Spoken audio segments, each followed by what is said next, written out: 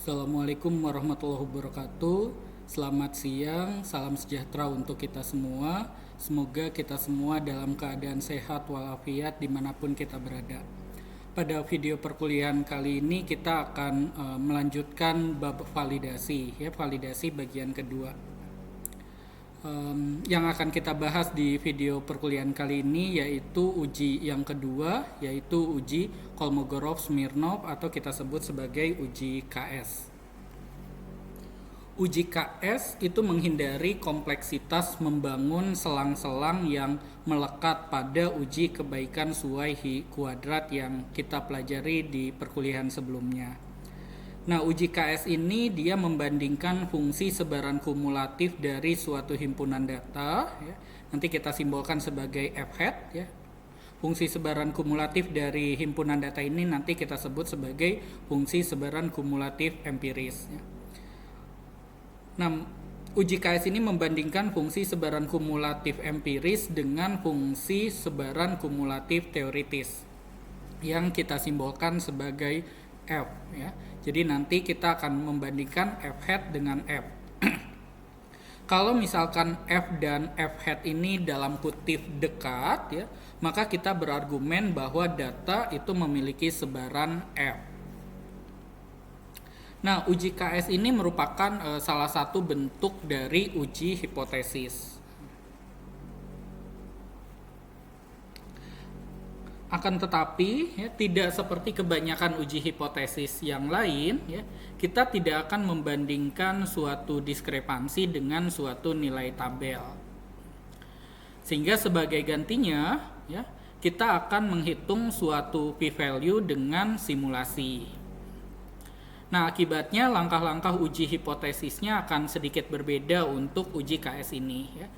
Langkah-langkahnya adalah sebagai berikut. Yang pertama adalah hipotesis, yang kedua adalah menghitung fungsi sebaran kumulatif empiris, yang ketiga kita menghitung jarak KS, ya, atau jarak Kolmogorov-Smirnov, dan yang keempat adalah menghitung p-value dengan simulasi. Nah, langkah yang pertama adalah nyatakan hipotesisnya. Berdasarkan suatu histogram atau pengetahuan kita tentang bagaimana data tersebut dibangkitkan, ya, kita percaya bahwa data itu mengikuti suatu sebaran dengan fungsi sebaran kumulatifnya fx. Kemudian menggunakan data, kita duga parameter-parameter yang tidak diketahui bisa menggunakan pendugaan kemungkinan maksimum atau maximum likelihood estimation. Kemudian bisa menggunakan metode moment, ya, bisa menggunakan teknik bootstrapping, ya, atau menggunakan teknik-teknik yang lainnya. Nah, hipotesisnya itu mirip saja dengan hipotesis di uji kebaikan Suwaihi kuadrat, ya. Jadi hipotesis nolnya adalah data kita mengikuti sebaran dengan fungsi sebaran kumulatif fx, ya. Sementara hipotesis alternatifnya data kita tidak mengikuti sebaran dengan fungsi sebaran kumulatif fx. Langkah yang kedua adalah membangun fungsi sebaran kumulatif empiris atau kita singkat sebagai FSKE. Nah, misalkan data kita itu dilambangkan, ya, dengan X1, X2 sampai Xn, ya.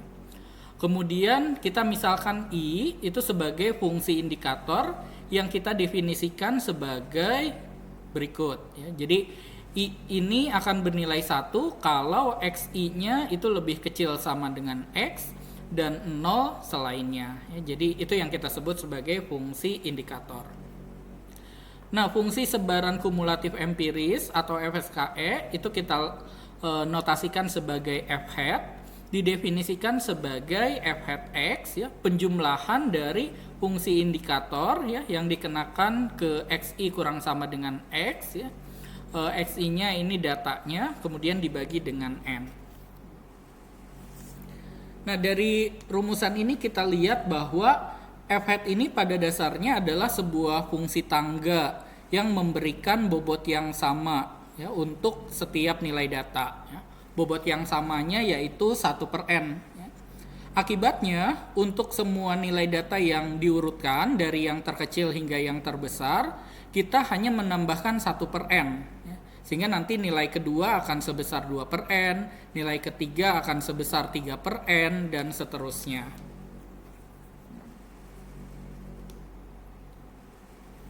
Oke, kita lihat contoh yang pertama. Ya.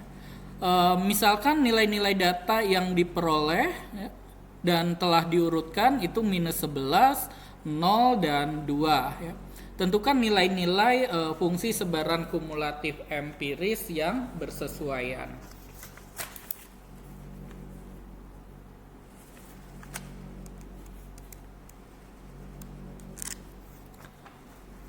Oke, di sini yang pertama kita hitung f hat dari minus 11 menggunakan rumus yang ada di definisi FSKS di slide sebelumnya. Ya.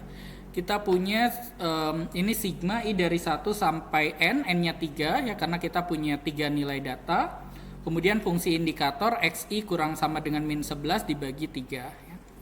Jadi yang pertama X1-nya kan minus 11 ya, min 11 kurang dari sama dengan min 11 itu benar ya, sehingga fungsi indikatornya akan bernilai 1. Ya. Kemudian untuk X2 0 kurang sama dengan min 11 itu salah ya, sehingga fungsi indikatornya 0. Kemudian yang terakhir X3-nya itu 2 kurang sama dengan min 11 itu salah ya, sehingga fungsi indikatornya bernilai 0 ya, jadi 0 sama dengan sepertiga.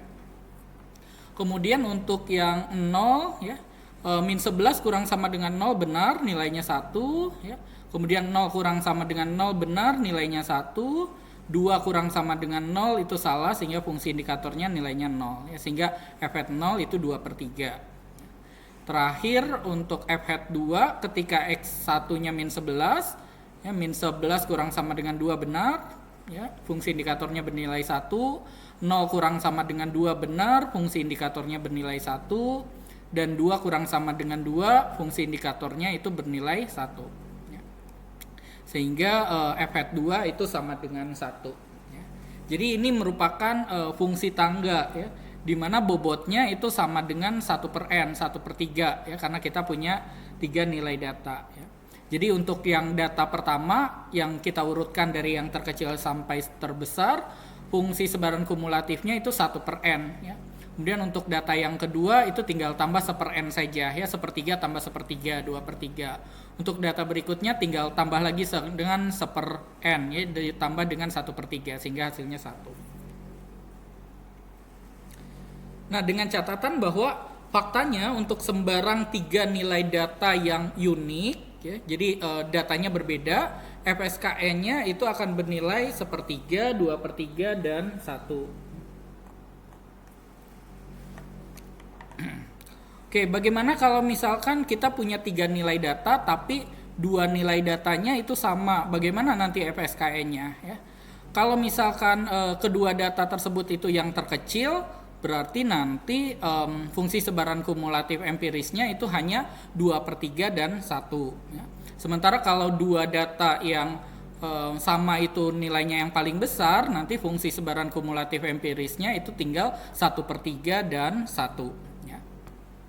Jadi kalau ada 2 data yang sama, nanti penambahannya itu 2 per n ya. Kalau ada 3 data yang sama, nambahnya 3 per n dan seterusnya. Nah, catatan yang berikutnya ya, meskipun hanya dihitung nilai-nilai dari f hat min 11, f hat 0, f hat 2, dapat dengan mudah kita periksa nilai f hat 1. Ya, f hat 1 itu akan nilainya sama dengan 2 per 3 ya. Kenapa f hat 1 sama dengan 2 per 3? Oke, perhatikan, min 11 kurang sama dengan 1 benar ya, berarti nambah sepertiga. Kemudian 0 kurang sama dengan 1 benar, berarti nambah sepertiga ya. Kemudian 2 kurang sama dengan 1 salah ya, berarti nambah 0 ya, berarti 2 per 3 tambah 0 itu 2 per 3. Atau nilai-nilai yang lainnya juga bisa kita hitung dengan rumus di atas ya. Misalkan f hat 3 pasti 1 ya. Kemudian f hat min 1 berapa? F hat min 1 itu sepertiga ya. Kemudian kalau f hat minus 12 berapa? F hat minus 12 itu 0 ya. Karena tidak ada nilai data yang kurang sama dengan min 12. Kemudian di R ya kita punya fungsi yang sederhana untuk menggambar fungsi sebaran kumulatif empiris ini ya. Perintahnya itu plot ya dalam kurung ECDF X. Oke, contoh pemakaiannya adalah seperti ini ya. Jadi misalkan kita punya data 3 nilai data ya -11 2 0 dengan catatan bahwa data itu tidak perlu kita urutkan di R ya. Nah, tinggal gunakan perintah plot dalam kurung ECDF dari datanya ya. Nanti akan tampil seperti ini. Jadi perhatikan bahwa kalau di R fungsi sebaran kumulatif empiris itu dinotasikan dengan Fn ya. Yang kalau di mata kuliah kita di sini kita simbolkan dengan F hat ya. Jadi Fn ini adalah si F hat-nya ya. Ini perhatikan bahwa tadi yang F hat -12 itu 0 ya. Jadi dari min hingga sampai -11 nya nggak masuk ya. F hat-nya itu 0. Kemudian dari -11 sampai 0 F hat-nya itu sepertiga ya. -11 nya masuk, 0-nya tidak. Kemudian dari 0 sampai 2 ya, 0-nya masuk, 2-nya tidak. Itu F hat-nya 2/3. Kemudian dari 2 sampai hingga ke sana F hat-nya itu sama dengan 1.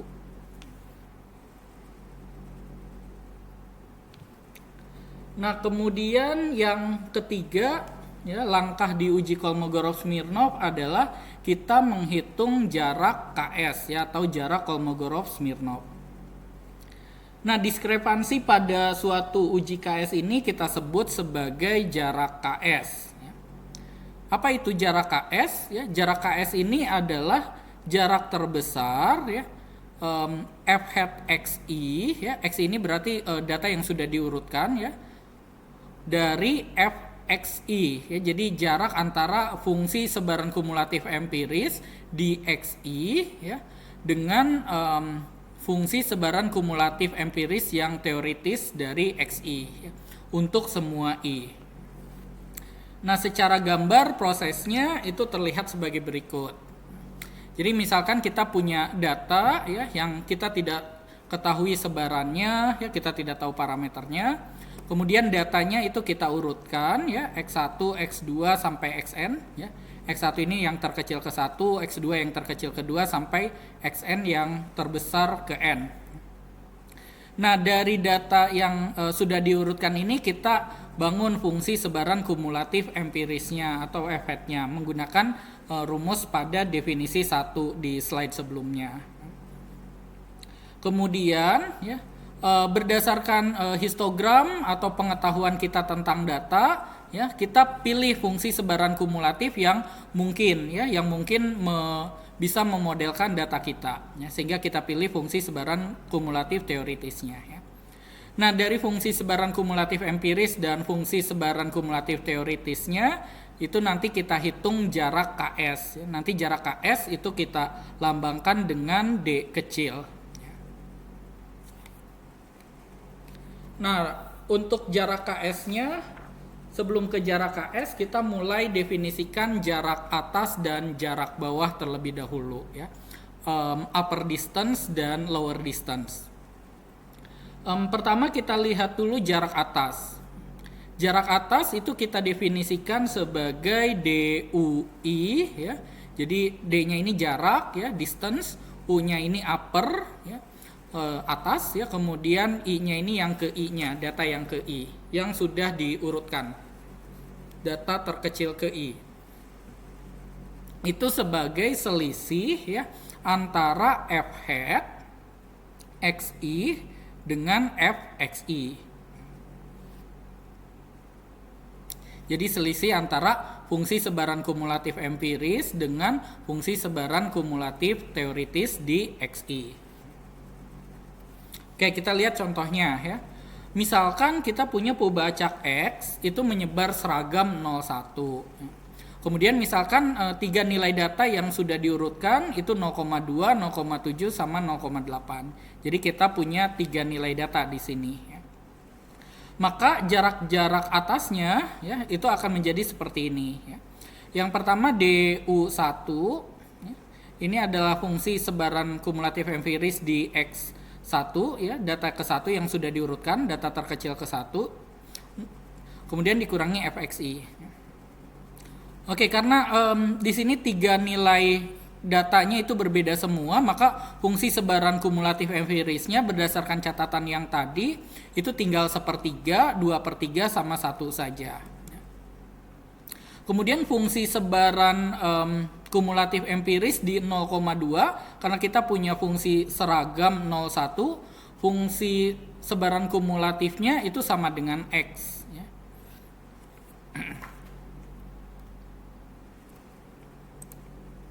Jadi kalau kita punya X-nya itu menyebar seragam 0,1, maka fungsi sebaran kumulatif teoritisnya itu sama dengan X ya, untuk X-nya dari 0 sampai 1.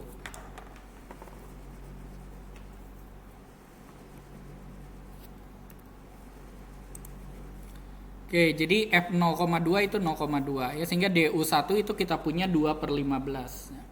Kemudian DU2 ya, itu adalah F hat dari X2 yang terkecil ya, itu 0,7. Kemudian dikurangi F0,7 sehingga kita akan punya minus 1/15. Kemudian DU3 itu sama dengan F hat X3 itu 0,8 ya. Kemudian dikurangi F0,8 itu 0,8. Ya, kita punya 1/5. Nah, kalau kita gambarkan ya, ini yang garis-garis ini tadi adalah fungsi sebaran kumulatif empirisnya, yang fungsi tangga ini, sementara yang garis miring ini adalah fungsi sebaran kumulatif teoritisnya, yaitu X. Nah, untuk mendapatkan grafik di sini ya, itu tinggal menggunakan kode di sini saja ya. Jadi X-nya kita punya 0,2, 0,7 dan 0,8 nilai data kita, kemudian tinggal gunakan plot ECDF untuk mendapatkan fungsi sebaran kumulatif empirisnya ya. Kemudian untuk menggambarkan garis lurusnya ini tinggal kita gunakan poin saja ya. C01, C01 ya. Jadi menghubungkan dua buah titik 0,0 dan 1,1 ya. Poin sini untuk menambahkan grafik ini Y sama dengan X ini di sumbu yang sama dengan gambar grafik fungsi sebaran kumulatif empirisnya. Kita gunakan type L, ini artinya garisnya disambung ya. Kalau tidak menggunakan L cuma dua buah titik saja dari 0,0 sampai 1,1. Coba kita gambarkan di sini ya.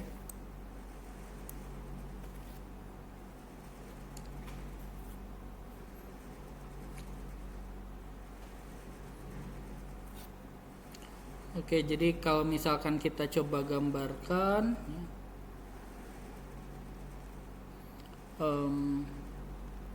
di sini tadi 0,1, 0,2 ya, 0,3, 4, 5, 6, 7, 0,7, 0,8 ya, 0,9, 1. Kemudian 1, 2, 3, 4, 5, 6, 7, 8 ya, 9,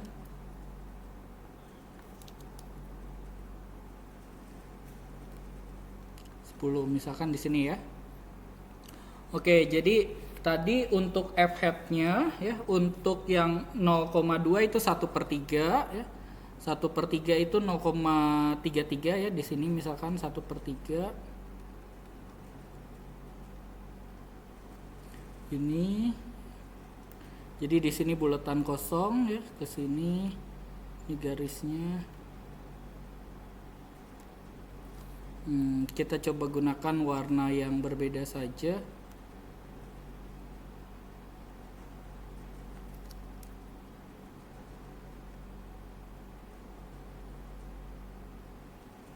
Ini 1/3.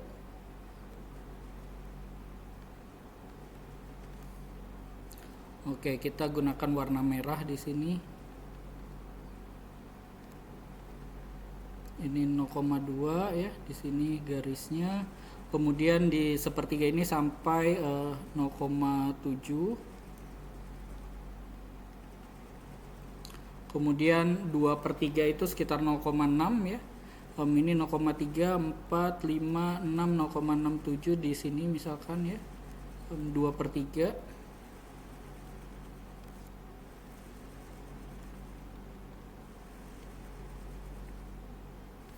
Ini 0,8.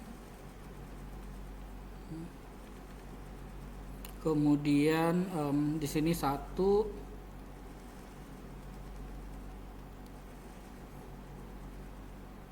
bulatan penuh.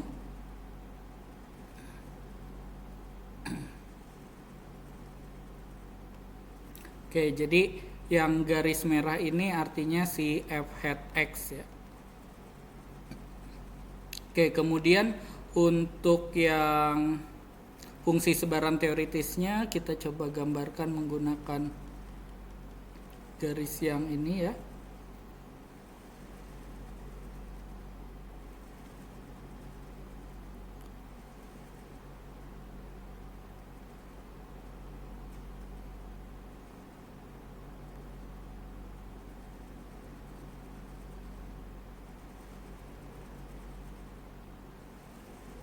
Oke, ini harusnya lurus ya. Jadi yang ini adalah si fx. Oke, jadi mana sih DU1 itu ya? Kita gunakan warna hijau. DU1 itu adalah yang di sini ya. Jadi f hat 0,2 dikurangi f 0,2. Ini adalah si DU1. Kemudian DU2 itu yang mana ya? DU2 itu yang ini. Ini DU2 ya, f hat x dikurangi f hat 0,7 dikurangi f hat f hat 0,7 dikurangi f 0,7. Kemudian yang di sini ini adalah DU3. F hat 0,8 dikurangi dengan f 0,8.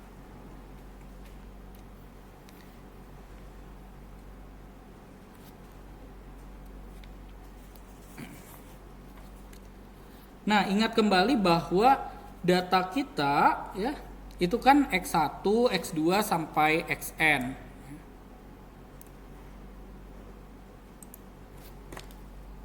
Jadi data kita itu ingat kembali bahwa yang sudah diurutkan itu X2, X1, X2 sampai Xn.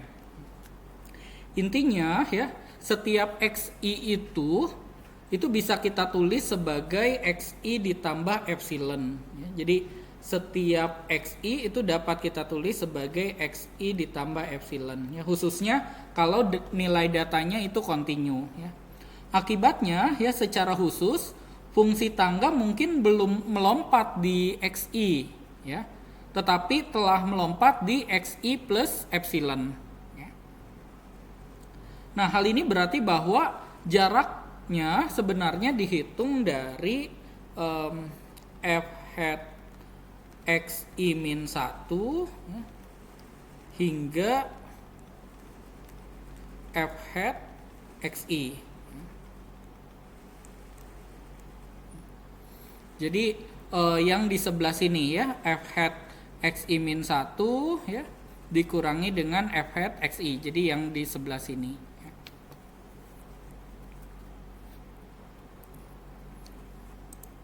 Oleh karena itu kita definisikan juga yang namanya jarak bawah atau lower distance.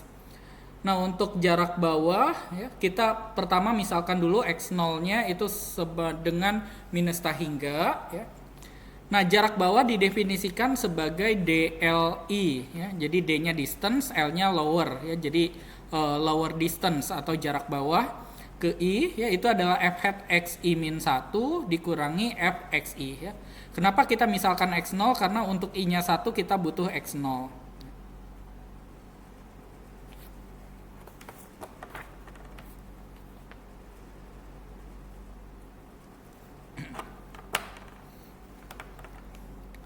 Oke, kemudian dengan contoh yang sama seperti yang tadi ya, misalkan X-nya itu menyebar seragam 0,1, kemudian kita punya 3 nilai data yang sudah diurutkan 0,2, 0,7, 0,8, maka jarak-jarak bawahnya itu akan menjadi seperti ini ya. yang f hat x1 sama f hat x2 itu sama seperti sebelumnya, sepertiga dan 2/3. F hat x0 itu sama dengan 0. Ya, jadi f hat diminta hingga itu 0. Kemudian yang f-nya ini karena tadi fungsi sebaran kumulatif teoritis dari sebaran seragam 0,1, maka fx-nya itu sama dengan x. Jadi f0,2 itu 0,2, f0,7 itu 0,7, f0,8 itu 0,8. Sehingga kita punya lower distance-nya itu seperti ini. Oke, ini gambarnya sama seperti yang sebelumnya. Jadi mana itu lower distance? Lower distance-nya kita gunakan warna orange di sini. Jadi yang pertama itu f hat x0 itu di sini ya, 0 dikurangi f hat dikurangi x1 0,2, jadi ini adalah si dl1. Jadi ini kan perbedaan antara fungsi sebaran kumulatif empiris dengan yang teoritis. Kemudian DL2-nya yang mana? DL2-nya itu dari sini ya, sampai sini. Ini DL2. Ya, perbedaan antara ini dengan ini. Kemudian DL3-nya yang mana? DL3-nya itu yang ini. Ya, ini DL3. Ya, jadi jarak atas dan jarak bawah ini itu menghitung selisih atau jarak antara fungsi sebaran kumulatif empiris dengan fungsi sebaran kumulatif teoritis.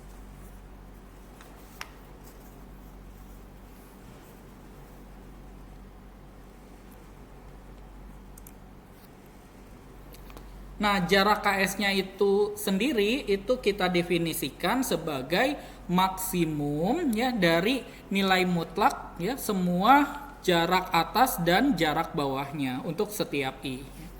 Jadi kalau kita lihat gambar yang tadi ya, ini sebetulnya lebih tepatnya menggunakan nilai mutlak ya. Jadi ini nilai mutlak DU1, nilai mutlak DU2, nilai mutlak DU3 ya. Yang ini nilai mutlak DL1, nilai mutlak DL2, nilai mutlak DL3. Jadi jarak KS itu menghitung jarak terbesar ya, atau menghitung ini nilai mutlak D yang paling besar. Kalau di sini kita lihat jelas bahwa nilai mutlak DL2 itu yang paling besar.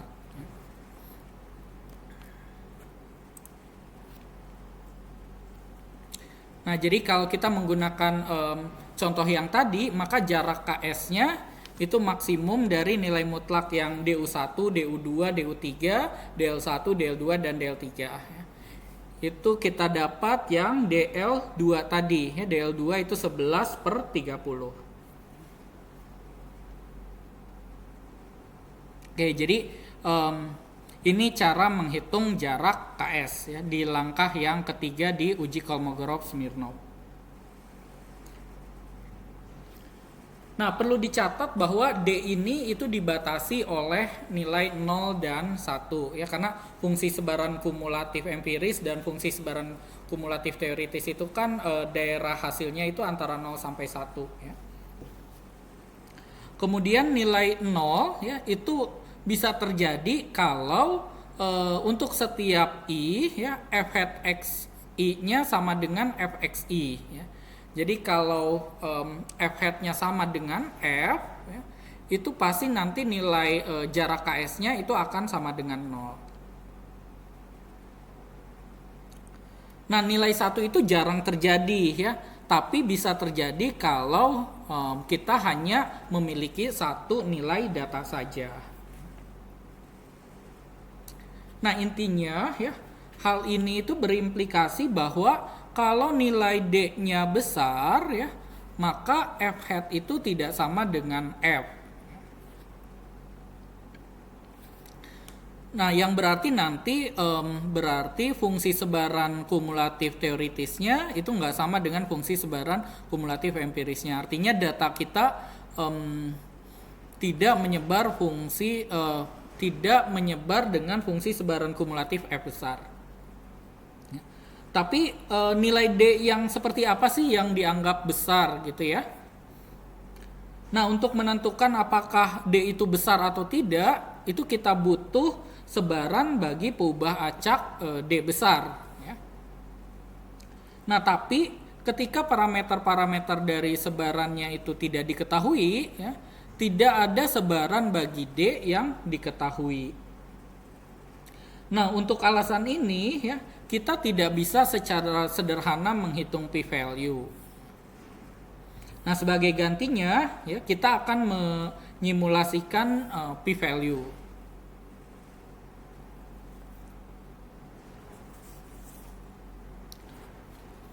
Nah, kita akan simulasikan suatu p-value dengan kembali kepada definisi dari suatu p-value itu seperti apa, ya.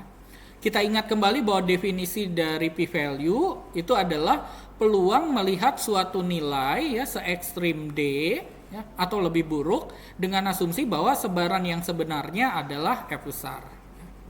Sehingga, ya, kita butuh memiliki data yang memang berasal dari sebaran F. Hal ini berarti bahwa dengan data tersebut, ya, suatu nilai bagi jarak KS, ya, misalkan kita sebut D dot, itu bisa kita hitung.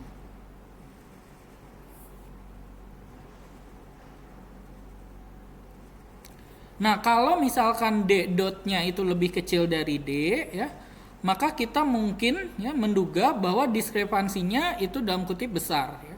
Dengan kata lain, ya, mungkin kita percaya bahwa F dan F hat-nya itu jauh dari satu sama lain, ya. Dan akibatnya sebaran dari datanya itu tidak mungkin F. Sebaliknya, ya, kalau D dotnya itu lebih besar dari D, maka ini memberikan bukti bahwa datanya itu mengikuti sebaran F. Nah, tentu saja sebuah datum tunggal, ya, itu tidak memberikan sebuah bukti tingkat tinggi, ya, sehingga kita akan mengulangi proses ini, ya, sebanyak M kali untuk membangun p-value. Jadi nanti kita akan membangkitkan data berdasarkan sebaran F-nya tadi, kemudian kita hitung D dot-nya, kita bandingkan D dot dengan D, dan proses ini kita ulang sebanyak M kali untuk membangun p-value-nya. Nah, sehingga proses yang sudah diperbaharui itu menjadi seperti ini, ya. Jadi ini proses yang sebelumnya hanya seperti ini saja, yang berwarna merah ini tambahannya, ya. Jadi kita akan membangkitkan data, ya, sebanyak n buah juga, ya, kita tandai dengan x.1, x.2, x.n, ya, ini datanya sudah diurutkan juga. Kemudian kita hitung fungsi sebaran kumulatif empirisnya itu f dot, ya. Kemudian kita hitung jarak ks-nya d dot seperti menghitung jarak ks yang di sini.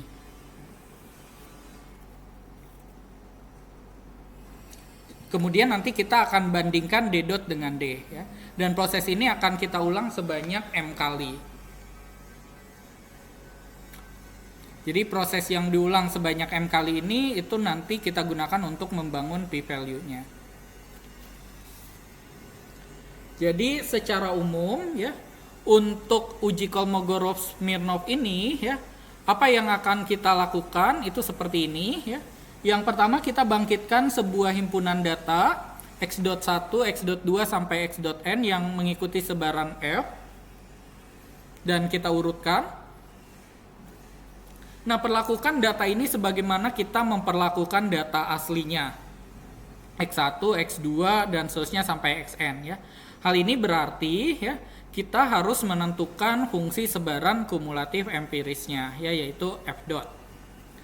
Nah, kemudian nanti kita hitung jarak ks, ya, untuk data yang telah dibangkitkan yaitu D dot dengan penjelasan seperti yang di slide sebelumnya untuk membandingkan nilai F, ya, membandingkan fungsi sebaran kumulatif teoritis dengan yang empiris. Nah, langkah 1 sampai langkah 3 itu kita ulang sebanyak M kali. Dan p-value-nya itu kita hitung sebagai peluang D besar lebih besar dari D kecil, ya, itu sebagai penjumlahan dari fungsi indikator di mana D dotnya lebih besar dari D dibagi dengan M, ya. Jadi dari M percobaan yang kita lakukan, ya, itu ada seberapa banyak D dotnya itu lebih besar dari D, ya. Tadi kalau D dotnya lebih besar dari D, ya, datanya mungkin mengikuti sebaran F-nya, ya. Jadi makin banyak D dotnya lebih besar dari D sebanyak M kali itu ya. Jadi ketika kita melakukan percobaan sebanyak M kali ya, ada berapa banyak sebetulnya D dotnya lebih besar dari D. Ya, kalau makin banyak ya, itu kita akan cenderung punya bukti untuk mengatakan bahwa datanya itu mengikuti sebaran F-nya ya. Tapi kalau semakin kecil ya, kalau D dotnya banyak yang lebih kecil dari D ya, ketika kita ulang sebanyak M kali ya, itu nanti p value-nya akan kecil ya, sehingga kita akan cenderung untuk menolakkan nol ya. Menolakkan nol cenderung menolakkan nol artinya datanya itu tidak menyebar sebaran yang kita usulkan tadi.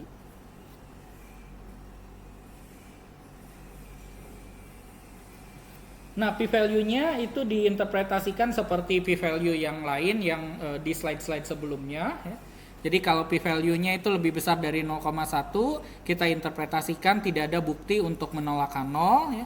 Sementara kalau kurang dari 0,1 nanti ada bukti untuk menolakkan nol ya. Tergantung seberapa kuat seberapa kecil nilai p-value-nya, maka akan semakin kuat buktinya untuk menolakkan nol.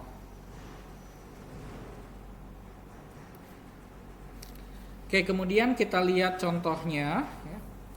Oke, misalkan kita punya data min 1, 0, dan 1 ya. Apakah mungkin data ini berasal dari sebuah peubah acak normal ya? Jadi misalkan kita punya 3 nilai data seperti ini ya. Mungkin tidak sih ketiga nilai data ini berasal dari sebuah peubah acak normal. Langkah yang pertama ya, kita mulai menghitung sebuah fungsi sebaran kumulatif empirisnya dari data yang diberikan ya. Jadi tadi kalau kita punya 3 nilai data yang berbeda, yang unik ya, maka fungsi sebaran kumulatif empirisnya itu mudah saja ya. Tinggal 1/n tambah 1/n, kemudian 2/n sampai 1 ya. Berarti 1/3, 2/3 sama 1. Untuk data yang sudah diurutkan. Kemudian langkah yang keduanya adalah kita cari parameter dari peubah acaknya ya. Rata-ratanya itu kita lambangkan dengan mu hat, kita bisa hitung dari x bar itu sama dengan 0 ya. Min 1 tambah 0 tambah 1 dibagi 3 itu 0. Kemudian kita hitung dugaan bagi simpangan bakunya itu S ya, atau sigma hat itu sama dengan 1. Nah, dengan kata lain ya, sepertinya datanya itu mengikuti sebaran normal baku. Nah, nilai-nilai F yang bersesuaian dari sebuah sebaran normal baku itu diberikan oleh F min 1-nya 0,16, F 0-nya 0,5, F 1-nya 0,84. Oke, F-nya sebaran normal baku itu seperti apa? Jadi kalau kita punya X-nya itu menyebar normal baku ya, maka fungsi sebaran kumulatifnya ya, Fx-nya biasanya ini kita simbolkan sebagai pi besar ya, px itu sama dengan integral minta hingga sampai x ya, 1 per akar 2 pi e pangkat min setengah z kuadrat dz. Itu fungsi sebaran kumulatif teoritis dari sebuah sebaran normal baku.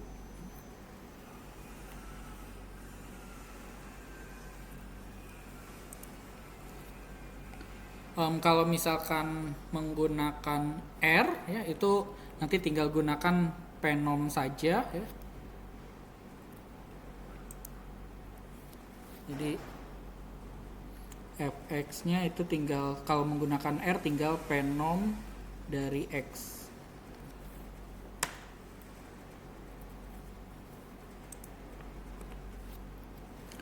Oke, kemudian jarak KS yang bersesuaian itu adalah maksimum ya dari, jadi ini yang pertama adalah DU1. Oke, kita tuliskan saja di sini. Jadi kita punya tadi F hat min 1 itu 1/3, kemudian F hat 0 itu 2/3, F hat 1 itu sama dengan 1, kemudian F min 1 itu 0,16, F 0 itu 0,5, kemudian F 1 itu 0,84. Oke, berarti DU1 nya ya, itu sama dengan F hat min 1 dikurang F min 1. Itu 0,33 dikurang 0,16 itu 0,17. Kemudian DU2 nya itu adalah F hat 0 dikurangi F0 itu sama dengan 0,67 dikurangi 0,5 0,17. Kemudian DU3 itu adalah F hat 1 dikurangi F1 itu sama dengan 1 dikurangi 0,84 itu sama dengan 0,16. Kemudian yang lowernya DL1 itu sama dengan F hat 0 F hat min hingga dikurangi F min 1 itu 0 dikurangi 0,16 itu minus 0,16. Kemudian DL2 nya F hat min 1 dikurangi F0 0,33 dikurangi 0,5 itu minus 0,17. Kemudian DL3 itu sama dengan F hat 0 dikurangi F1 sama dengan 0,67 dikurangi 0,84 sama dengan minus 0,17. Kemudian nilai jarak atas dan jarak bawahnya ini kita mutlakan ya. Kemudian kita cari maksimumnya. Setelah dimutlakan dan dicari maksimumnya, kita akan peroleh jarak KS-nya itu 0,17. Nah, langkah yang ketiga ini langkah yang paling besar dan butuh coding di R. Oke, jadi di sini kita coba buat fungsi ya, fungsi uji Kolmogorov-Smirnov ya KS. Kemudian KSD ini adalah si D dari yang sudah kita hitung di langkah 2 ya. Sebagai inputnya ya. Jadi KSD ini adalah si D kecil. Kemudian M-nya ini banyaknya pengulangan ya. Kemudian size-nya ini adalah banyaknya nilai data kita ya. Jadi kalau di sini banyaknya nilai data kita adalah 3, berarti size-nya itu 3. Oke, kemudian KS ini adalah vektor untuk D dot ya. Jadi kita akan membuat vektor D yang isinya D dot ya. D dot dari pengulangan ke-1, D dot dari pengulangan ke-2 sampai D dot dari pengulangan ke M. Ya, jadi karena kita menghitung D dot-nya itu sebanyak M kali. Kemudian upper ini adalah untuk yang F hat X I ya. Jadi F hat X I ini kan kalau tadi size-nya 3 itu berarti C-nya dari 1 sampai 3 dibagi 3 ini berarti isinya 1/3, 2/3 sama 1. Ini adalah si F hat XI. Kemudian lower, upper dikurangi 1 per size. Ini adalah si F hat XI min 1. Ini isinya nanti 0, 1/3, 2/3. Oke, jadi kalau saya tuliskan di sini ya, uppernya itu isinya adalah si F hat XI ya, yang isinya 1/3, 2/3 sama 1 ya. Kemudian yang lower itu adalah si F hat XI min 1 ya. Itu adalah yang 0, 1/3 sama 2/3 ya.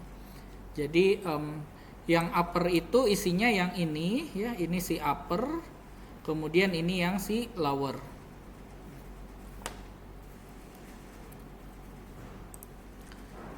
Nah, kemudian ya kita ulangi ini sebanyak M. Yang pertama kita bangkitkan dulu ya.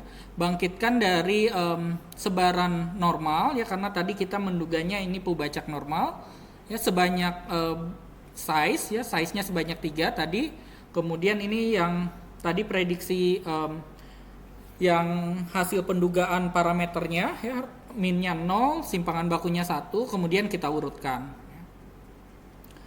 Nah, kemudian nanti dari data yang sudah kita bangkitkan dan kita urutkan, kita cari lagi rata-ratanya dan simpangan bakunya. Kemudian yang U ini adalah nilai mutlak ya, absolute value dari jarak atas ya. Jadi ini jarak atas ini adalah si f hat ya. F hat xi ini adalah yang si fxi ya. Jadi fxi-nya kita gunakan yang penom ya. Menggunakan data yang sudah kita bangkitkan tadi ya. Nah, si x bar dan s-nya itu berdasarkan hasil pendugaan yang di sini. Kemudian yang L ini adalah si jarak bawah, si DL ya, DL1, DL2 dan seterusnya ya. Ini adalah si f hat xi-1 dikurangi dengan fxi.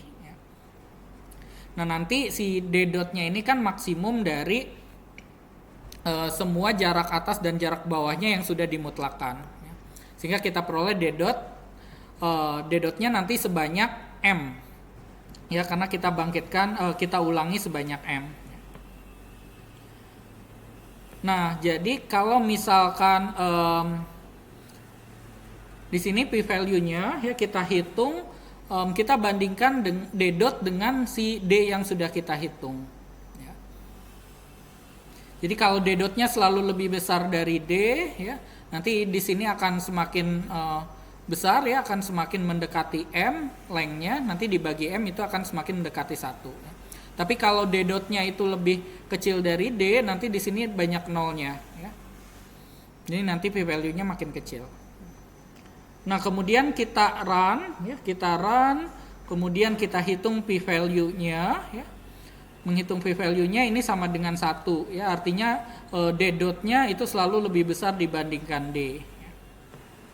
Ini tadi menggunakan D-nya yang 0,17 yang tadi, yang ini ya. Kemudian ini diulangnya M-nya sebanyak 1000, kemudian size-nya tadi 3 karena nilai data kita ada 3. Nah, berdasarkan hasil dari codingan kita ini ya, p-value-nya itu 1 ya. Akibatnya itu kita tidak menolak H0 ya. Dan kita asumsikan bahwa sebaran yang mendasarinya ya, sebaran yang mendasari data kita kemungkinan memang sebaran normal baku ya, normal 01. Oke, saya kira cukup sekian untuk perkuliahan hari ini ya. Terima kasih. Assalamualaikum warahmatullahi wabarakatuh.